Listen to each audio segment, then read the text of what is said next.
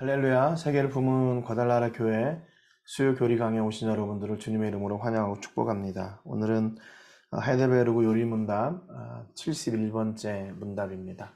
지난주에 저희가 그 세례의 의미, 또 그리스도의 피와 영으로 우리가 씻음 받았다는 것을 어디에 약속하셨나? 성경에 약속하셨는데 첫 번째, 두 번째, 세 번째 말씀까지 저희가 같이 나눴고요. 오늘은 네 번째, 죄 씻음이라고 언급된 다른 성경에 반복되어 있습니다. 라는 말씀을 가지고 같이 은혜를 나누겠습니다.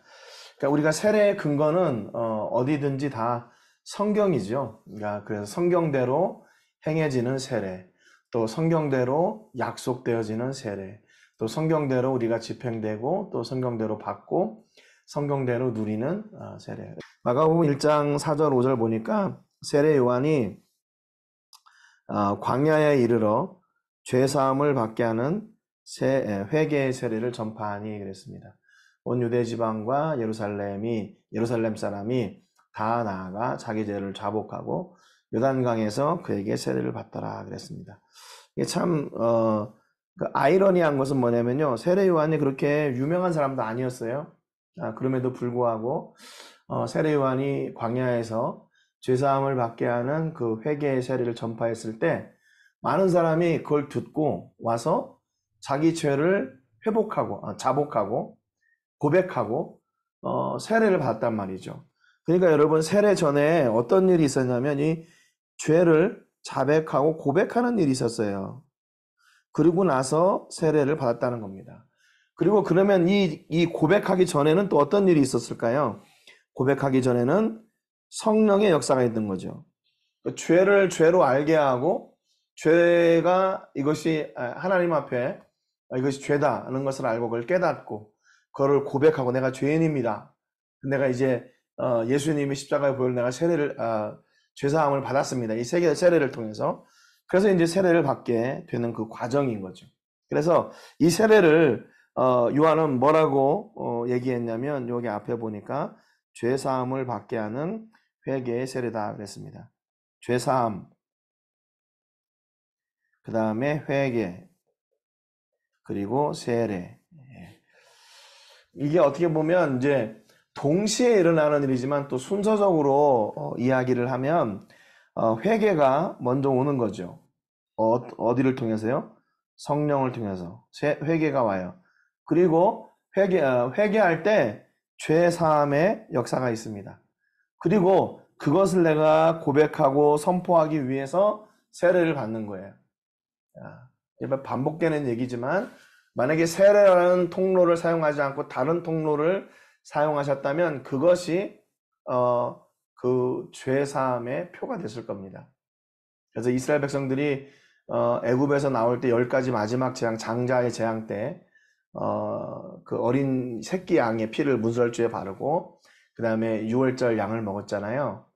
그것처럼 그 피의 능력이 있는 것이 아니라 하나님이 그 피를 볼 때 넘어가겠다 약속하셨으니까 하나님의 약속이 먼저인 거죠. 그러니까 여기도 마찬가지로 회개나 죄사함과 세례가 있지만 순서적으로 볼 때는 이게 요렇게 돌아가게 되는 거죠. 요렇게.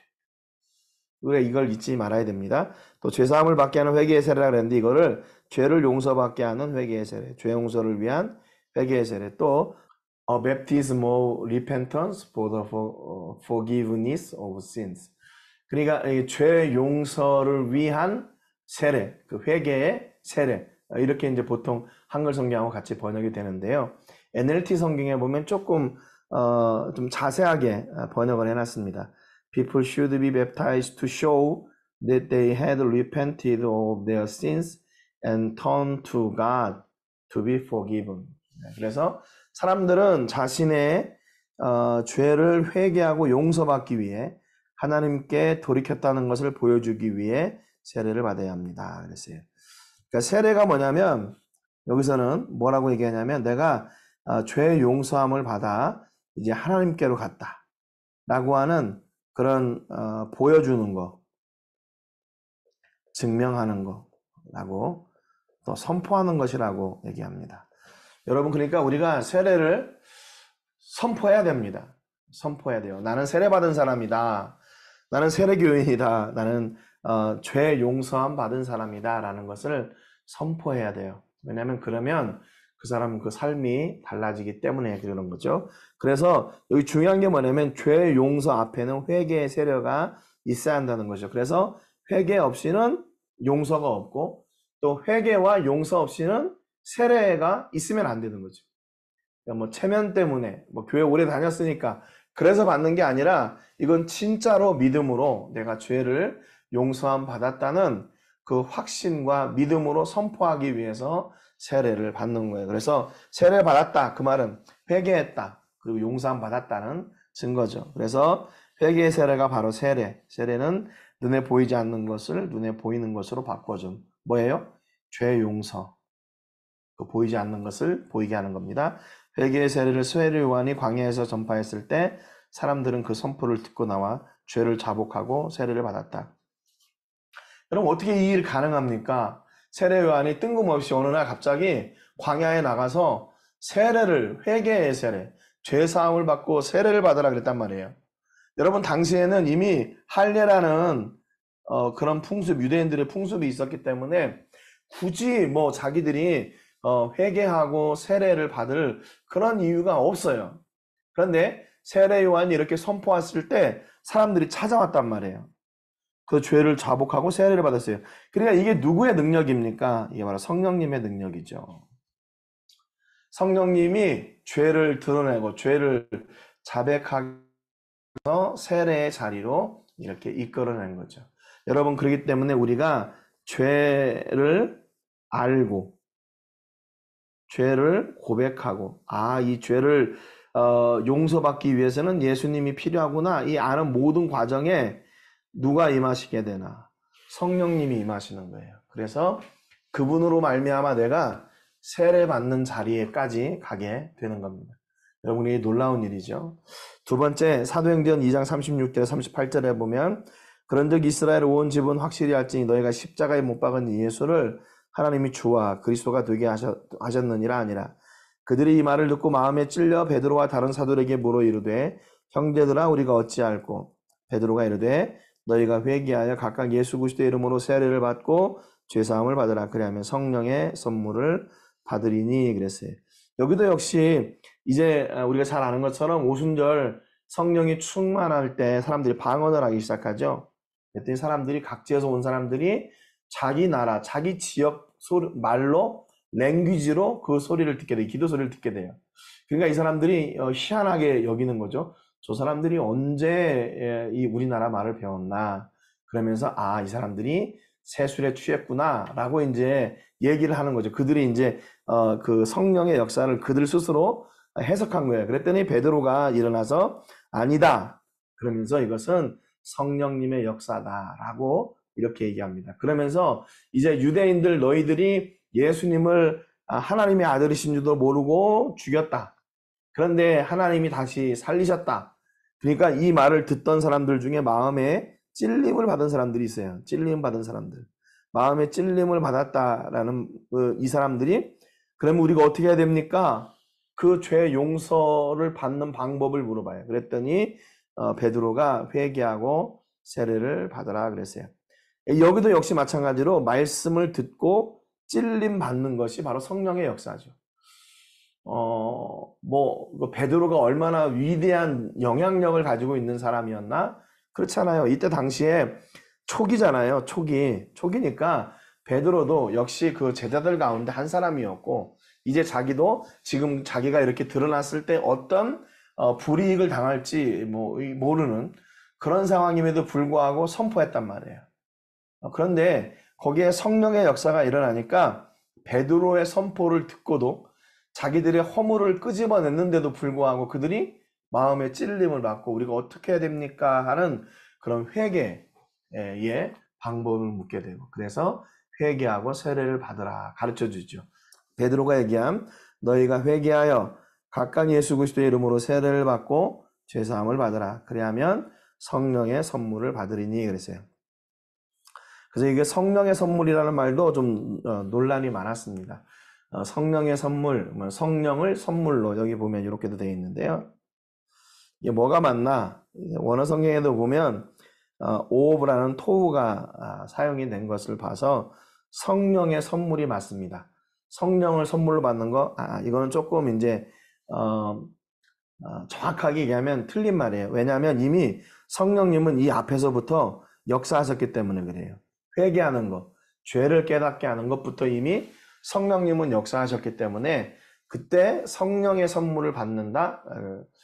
어폐가 있고요. 성령의 선물. 그 다음에 이제 회개하고 세례받고 이제 삶 속에서 성령님이 주시는 삶 속에서의 열매, 선물. 예. 이것이 이제 우리가 필요한 거, 그걸 기대하고 있는 거죠. 그래서 이제 정확하게 얘기하면 성령의 선물을 받는 것이 맞다. 그래서 여기서 제가 써놨는데 본문의 순서가 성령의 역사의 순서는 아니다. 라는 것을. 왜냐하면 성령님은 우리가 보이지 않기 때문에 겉으로 드러나는 것만 지금 이렇게 이야기를 한 거예요. 이미 성령님이 죄를 깨닫게 하고 회개했을 때는 이미 우리의 죄는 용서받습니다. 예수 그리스도의 피로 용서받아요. 그런데 세례는 내가 죄사함을 받았다는 것을 선포하는 거기 때문에 중요하다. 그런 거죠. 사도행전 22장 12절부터 16절에 보면 율법을 따라 경건한 사람으로 거기 사는 모든 유대인들에게 칭찬을 듣는 아나니아라 하는 이가 내게 와 곁에 서서 말하되 형제 사울아 다시 보라 하거늘 즉시 그를 쳐다보았느라 그가 또 이르되 우리 조상들의 하나님이 너를 택하여 너로 하여금 자기 뜻을 알게 하시며 그인을 보게 하시고 그 입에서 나오는 음성을 듣게 하셨으니 네가 그를 위하여 모든 사람 앞에서 네가 보고 들은 것의 증인이 되리라. 이제는 왜 주저하느냐? 일어나 주의 이름을 불러 세례를 받고 너의 죄를 씻으라 그랬습니다. 여러분 사도 바울이 바울 되기 전에 사울이었을 때 그가 다메섹 도상으로 예수 믿는 사람들을 박해하러 잡으러 가다가 이제 중간에 예수님을 만나서 눈이 안 보이게 되죠. 그래서 이제 피신해 있는데 그때 이제 아나니아라고 하는 사람을 만나게 됩니다. 그래서 그를 통해서 이제 그 세례의 은혜, 그 역사를 보게 되는 거예요. 그래서 여기 이 아나니아라고 하는 사람이 누구냐면 여기 보니까 율법을 따라 사는 경건한 사람, 율법을 잘 지키는 경건한 사람, 또 모든 유대인들에게 칭찬 듣는 사람, 모든 유대인들에게 깊은 존경을 받는 사람, 또 칭찬받는 사람을 부르시고 사용하시고 믿음의 삶이 그를 증명해 준다고 이렇게 우리에게 설명하고 있습니다. 여러분 그러니까 우리가 우리의 삶 속에서 칭찬받는 거 이거 중요한 일이에요. 우리가 칭찬을 받기 위해서 사는 건 아니지만 우리가 그리스도의 말씀을 따라 살게 되면 어떻게 됩니까? 살게 되면 당연히 칭찬을 받게 되는 거죠. 왜냐하면 성경 말씀의 기준이 성경의 기준이 세상의 기준보다 더 높기 때문에 그러는 거예요. 성경의 기준이. 그러니까 우리는 이 땅 가운데서 하나님의 말씀을 따라 살 때 그 믿음의 가치가 세상의 가치를 뛰어넘는 것이 되는 겁니다. 여러분 그래서 우리가 이 땅 가운데서 남에게 칭찬받으려고 사는 것은 아니지만 성경에 보면 분명히 이 칭찬받는 사람들을 통해서 교회 일을 세워가셨어요. 그래서 여기도 보면 아나니아를 부르셨고 또 집사들을 세울 때, 장로들을 세울 때, 또 교회에서 이렇게 그 감독들을 세울 때 그때 그 기준 가운데 하나가 뭐였냐면 주변 사람들에게 칭찬받는 사람이었어요. 그러니까 이제 이것은 그 칭찬은 어디로부터 오냐면 성경의 기준의 칭찬입니다.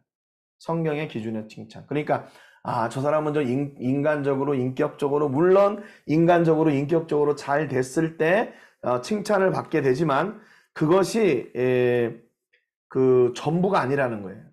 그거를 넘어서는 성경에 의한 성경 말씀을 따라 사는 그것이 더 충만하게 사람들의 칭찬을 넘어서는 칭찬이 되는 거죠. 그래서 여기 아나니아도 사울을 바울 되게 하는데 하나님이 이 아나니아를 부르셨어요. 그래서 그를 통해서 사울이 바울 되게 하고 바울의 역사를 세워가도록 뭐를 인도를 했어요? 세례를 받으라. 세례를 받으라.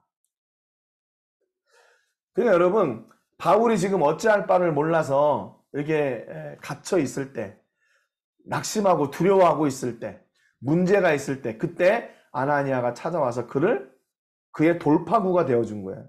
그래서 그의 믿음의 좋은 안내자가 된 겁니다.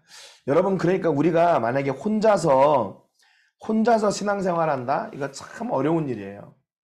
여러분, 세상에서도 사업을 하거나 어떤 일을 하거나 그래도 혼자 있는 것보다는 둘이 있는 게 낫잖아요. 뭐 이렇게 군대 훈련소에 가서도 보니까 이게 혼자 하면 참 힘든 일인데 같이 하니까 그것을 할 수 있는 일들이 많았어요. 그래서 동료회, 뭐 동지회, 뭐 그런 거 있잖아요.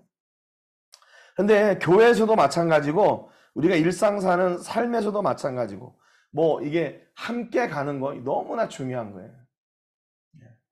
그래서 하나님은 이렇게 사울을 바울 되게 하는 아나니아로 부르셨을 수도 있습니다.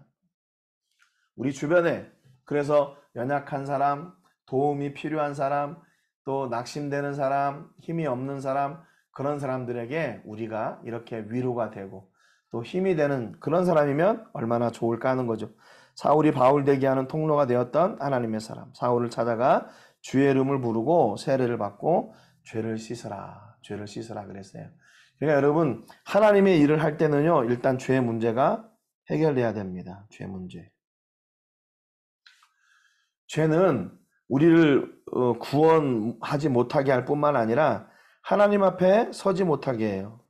또 하나님의 일을 감당하지 못하게 해요. 이게 죄의 아주 악한 습성입니다. 악한 습성. 그래서 죄를 가지고 우리를 시험하고 죄를 가지고 우리를 무너뜨려요. 그러니까 여기 성경에 보면 세례에 대한 그 가르침의 일관성이 있어요. 사울도 세례를 받고 예수님도 세례를 받으셨어요. 예수님도. 그러니까 이게 필요 없다. 그게 아니에요. 그 과정을 그대로 예수님도 따라가셨어요. 그래서 이것이 얼마나 귀중한 일인가 하는 것을 보여준 겁니다. 그래서 여기 그 세례에 대한 일관적인 가르침 앞에서도 여기 보면 사도행전 2장에도 베드로가 얘기했던 것처럼 또 바울이 고백했던 것처럼 이 세례의 의미는 뭐냐면 일어나 주의 이름을 불러 세례를 받고 너의 죄를 씻으라. 앞서도 말씀드렸지만 이미 우리의 죄는 성령에 의해서 우리가 죄를 알고 회개했을 때 씻음 받았어요. 그런데 회개를 통해서 그게 증명되고 선포되는 거죠. 근데 이런 시퀀스가 이게 바뀌지 않아요. 똑같아요. 일관성이 있어요. 그러니까 여러분, 우리는 죄를 알고 깨닫고 회개했다면 세례를 받으시면 됩니다. 이미 세례를 받으신 분들은 어떻게 돼요? 이제 회개하면 되는 거예요. 매 순간 예수님을 구하고 회개하면 되는 겁니다. 그러면 그 세례가, 그 회개가 예수님의 보혈로 말미암아 우리 죄를 씻었다고 하는 증명, 선포를 하게 되는 거죠. 그래서 우리는 여러분, 예수님의 피가 있는 우리는 죄하고 상관이 없는 사람들이에요. 죄하고 상관이 없다 그 말은 죄로 인해서 우리가 문제를 당할 일이 없다 그 말이에요. 왜냐하면 예수님한테 나가서 다 회개하고 씻으면 되니까요. 씻으면 되니까.